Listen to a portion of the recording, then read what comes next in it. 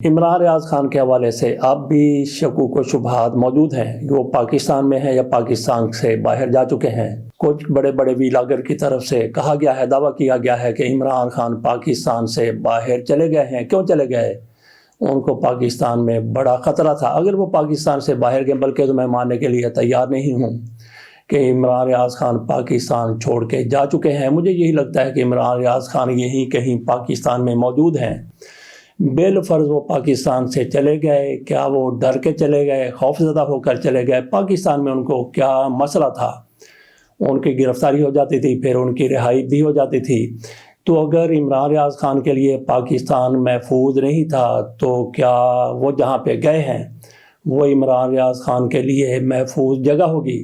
اسی طرح سے ارشد شریف بھی کسی اور ملک کو اپنے لیے محفوظ سمجھ کے گئے تھے، اور ان کے ساتھ جو کچھ ہوا وہ پوری دنیا دیکھ چکی ہے، جان چکی ہے۔ تو عمران ریاض خان مجھے نہیں لگتا کہ پاکستان چھوڑ کے وہ جا چکے ہیں۔ جس طرح کی وہ باتیں کیا کرتے تھے، جس طرح کے وہ دعوے کیا کرتے تھے، اس سے نہیں لگتا کہ عمران ریاض خان خوف کھانے والے ہیں یا ڈر جانے والے ہیں۔ بہرحال اگر وہ پاکستان سے باہر گئے ہیں، ان کے ویلاگ بالکل اسی طرح سے جاری ہیں جس طرح سے پہلے تھے۔ پہلے جو کچھ وہ کہا کرتے تھے آج بھی وہ وہی کچھ کہہ رہے ہیں۔ ان کی ٹون میں بالکل بھی فرق نہیں آیا۔ اگر وہ پاکستان سے باہر جا چکے ہوتے تو جو کوئی شہباز گل کہہ رہے، جو معید پیرزادہ کہہ رہے ہیں، اور اس طرح کے جو دوسرے تیسرے چوتھے لوگ کہہ رہے ہیں، اداروں کے بارے میں کہہ رہے ہیں، عمران ریاض خان کی طرف سے ایسا کچھ نہیں کہا گیا۔ پاکستان میں رہتے ہوئے وہ کافی حد تک محتاط تھے، اور جہاں پہ بیٹھ کے آج وہ ویلاگ کر رہے ہیں، آج بھی وہ اتنے ہی اداروں کے حوالے سے، خصوصی طور پہ پاک فوج کے حوالے سے وہ اتنے ہی محتاط ہیں۔ بالکل شہباز گل کی طرح، معید پیرزادہ کی طرح یا صابر شاکر کی طرح اداروں پر وہ یلغار نہیں کر رہے۔ اس سے یہی نظر آتا ہے کہ عمران ریاض خان پاکستان ہی میں کہیں پہ موجود ہیں۔ آگے پھر اللہ بہتر جانتا ہے کہ وہ پاکستان سے باہر گئے یا نہیں گئے۔ ہر کوئی یہی کہہ رہا ہے کہ میری اطلاع کے مطابق، میرے سورسز کے مطابق کسی نے کنفرم نہیں کیا کہ عمران ریاض خان واقعی پاکستان چھوڑ کے جا چکے ہیں۔ آ جاتے ہیں پاکستان کی اندرونی سیاست کی طرف۔ آپریشن گولڈ سمتھ کی خواجہ بوٹی کی طرف سے ایک نئی اصطلاح تیار کی گئی ہے۔ یہ خواجہ بوٹی کون ہے؟ پہلے تو آپ یہ بھی دیکھ لیں کہ خواجہ بوٹی ان کو کیوں کہہ دیا ہے۔ ظاہر ہے خواجہ صاحب کا نام آیا، خواجہ صادر رفیق کی بات تو نہیں ہو رہی۔ یہ آپریشن گولڈ سمتھ کا ذکر کیا ہے خواجہ آصف صاحب کی طرف سے۔ ان کو بوٹی کیوں کہہ دیا گیا؟ کیا وہ بوٹی لگا کر پاس ہوتے رہے؟ بلکہ یہ بوٹی وہ بوٹی ہے جس طرح سے کچھ لوگوں کے بارے میں کہا جاتا ہے کہ وہ بوٹ پالش کرتے ہیں، تو یہ بوٹی پالش کرتے ہیں۔ بوٹ کی چھوٹا سا بوٹ جو ہوتا ہے وہ پالش کرتے ہیں، پالش کر کر کے اپنے الیکشن جیت جاتے ہیں۔ تو جس طرح سے خواجہ آصف نے آپریشن گولڈ سمتھ اصطلاح استعمال کی ہے، اسی طرح سے ہم نے بھی خواجہ آصف صاحب کے حوالے سے ان کا نام دیا ہے خواجہ بوٹی۔ بوٹی کیا ہو سکتا ہے؟ کیا وہ بوٹیاں لگا کر پاس ہوتے رہے، یا پھر جس طرح بڑا بوٹ ہوتا ہے اس طرح سے چھوٹی بوٹی اس کو پالش کرتے رہے؟ یہ ناظرین آپ کے سامنے سوال رکھ دیا۔ سوال اس کو آپ نہ سمجھیں بلکہ آپ یہ سمجھ لیں کہ فوڈ آف تھاٹ رکھ دی ہے کہ آپ سوچیں کہ خواجہ صاحب کو خواجہ بوٹی، کیونکہ بوٹوں کی وجہ سے کہا گیا کہ چھوٹے بوٹی یا پھر بوٹی لگا کے یہ پاس ہوتے رہے، تو یہ آپ کے اوپر ہے۔ تو ان کی طرف سے گولڈ سمتھ آپریشن کا ذکر کیا گیا، تو اس پر گولڈ سمتھ کے بیٹے زیک گولڈ سمتھ انہوں نے بھی شدید رد عمل کا اظہار کیا ہے، اور گرینل کی طرف سے بھی اس پر رچرڈ گرینل، وہ جو عمران خان کی رہائی کی مہم چلا رہے ہیں، ان کی طرف سے بھی اس پر شدید رد عمل کا اظہار کیا کہ انہوں نے کہا کہ رضوان صاحب وہ پاکستان کے سفیر ہیں امریکہ میں، ان سے جواب طلب کر لیا کہ آئیں بتائیں خواجہ آصف صاحب ایسی باتیں کیوں کر رہے ہیں، وہ اس طرح کا رویہ کیوں اختیار کیے ہوئے، ان کا طرز عمل ایسا کیوں ہے، توہین آمیز کیوں ہے، دھمکی آمیز کیوں ہے۔ یہ سارا کوئی گرینل کی طرف سے کہا گیا ہے۔ پہلے تو دیکھ لیتے ہیں خواجہ آصف صاحب کے حوالے سے الفاظ کیا تھے جس پر زیک گولڈ سمتھ کی طرف سے اور گرینل کی طرف سے رد عمل آیا ہے۔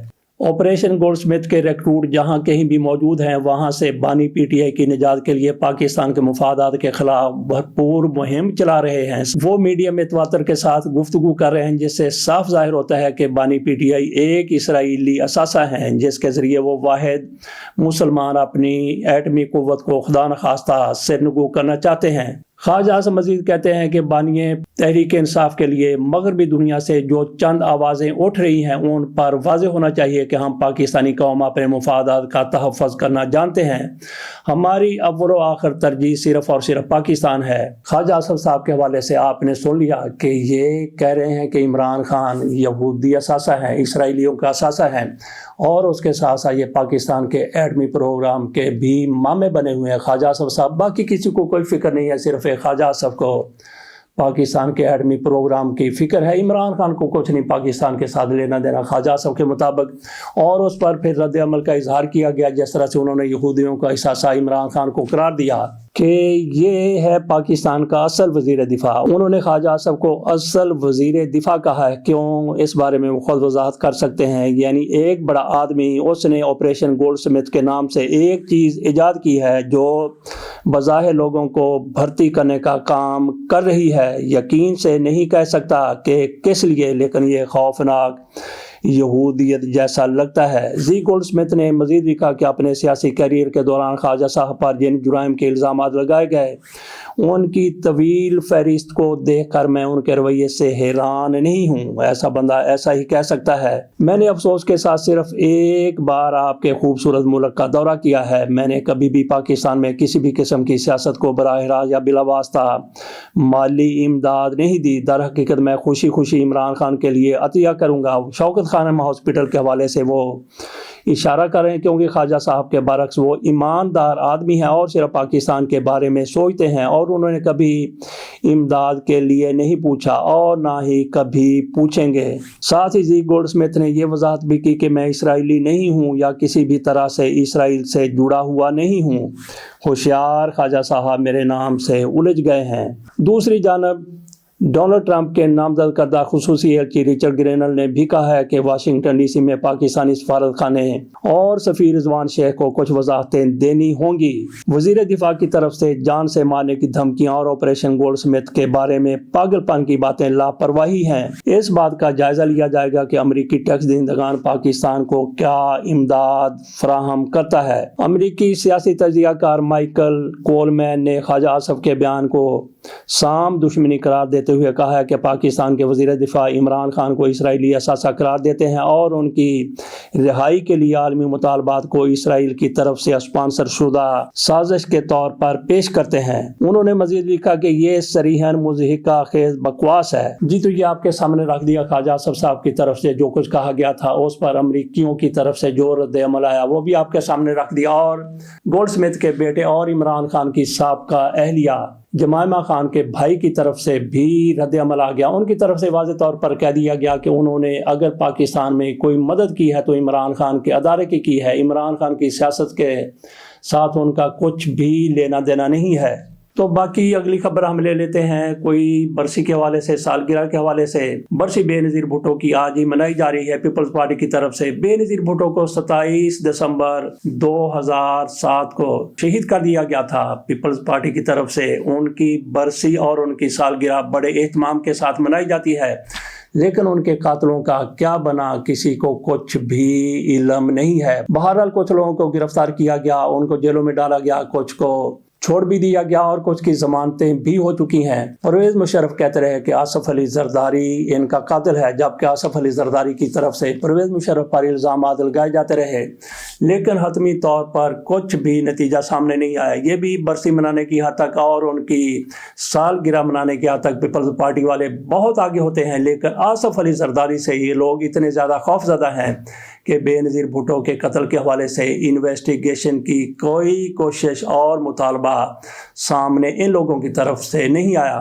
باقی جہاں تک سالگرہوں کا تعلق ہے، قائد اعظم محمد علی جناح کی گزشتہ دنوں سالگرہ منائی گئی، پورے پاکستان میں منائی گئی۔ 25 دسمبر قائد اعظم کی سالگرہ کا دن ہے اور اسی روز کرسمس بھی منائی جاتی ہے۔ میاں نواز شریف صاحب بھی اتفاق سے یا پھر انہوں نے بعد میں اپنی ڈیٹ آف برتھ کو چینج کر لیا گیا، وہ بھی اسی 25 دسمبر کو ہی اپنی سالگرہ مناتے ہیں، اور جاتی عمرہ میں اس کا کیک تو نہیں کاٹا گیا۔ میاں نواز شریف صاحب اپنی سالگرہ کا کیک کاٹنے کے لیے کہاں نمودار ہوئے؟ کہا جاتا ہے کہ اسلام آباد میں انہوں نے اپنا سالگرہ کا کیک کاٹا تھا، جبکہ جاتی عمرہ میں آج کل تیاریاں ہو رہی ہیں زید حسین نواز کی شادی کی۔ یہ میاں نواز شریف صاحب کے پوتے ہیں، ان کی شادی کی تیاریاں جاری ہیں۔ سالگرہ میاں نواز شریف صاحب کی کہاں کہاں منائی گئی مسلم لیگ نون والوں کی طرف سے، جہاں پہ سالگرہ منائی گئی انہوں نے سوشل میڈیا پر اپنے گھر میں تقریب کر کے سوشل میڈیا پر تصویریں لگا دی ہیں تاکہ سند رہے کہ میاں نواز شریف صاحب کی ہم سالگرہ منا رہے ہیں، لیکن بڑی کوئی تقریب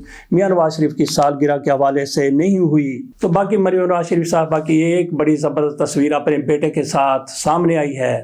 یہ جاتی عمرہ میں تیاریاں ہو رہی ہیں شادی کی، زید حسین نواز کی شادی کی تیاریاں، وہاں پہ مریم نواز شریف صاحبہ کی اپنے بیٹے کے ساتھ یہ خوشی خوشی کی تصویر۔ ایک طرف آپ کو شہنائیاں بجتی ہوئی نظر آ رہی ہیں اور دوسری طرف ماتم بھی ہو رہا ہے۔ ماتم کہاں پہ ہو رہا ہے؟ ان لوگوں کے گھروں میں ماتم ہو رہا ہے جن 60 کو 10 سال کی سزا سنا دی گئی ہے، اس سے پہلے 25 کو سنائی گئی تھی۔ ان کے ہاں صفے ماتم، بہرحال یہ دنیا ہے، کہیں ماتم ہوتا ہے کہیں شہنائیاں بج رہی ہیں۔ اور انہی شہنائیوں کے دوران ایک وزیر اعظم کا انتقال بھی ہو گیا۔ یہ منموہن سنگھ ہے، بھارتی وزیر اعظم ہے۔ یہ کتنے با اختیار ہوا کرتے تھے، بالکل 100% جتنے ہمارے آج شہباز شریف صاحب با اختیار ہیں اتنے ہی ان دنوں منموہن سنگھ بھی با اختیار ہوا کرتے تھے۔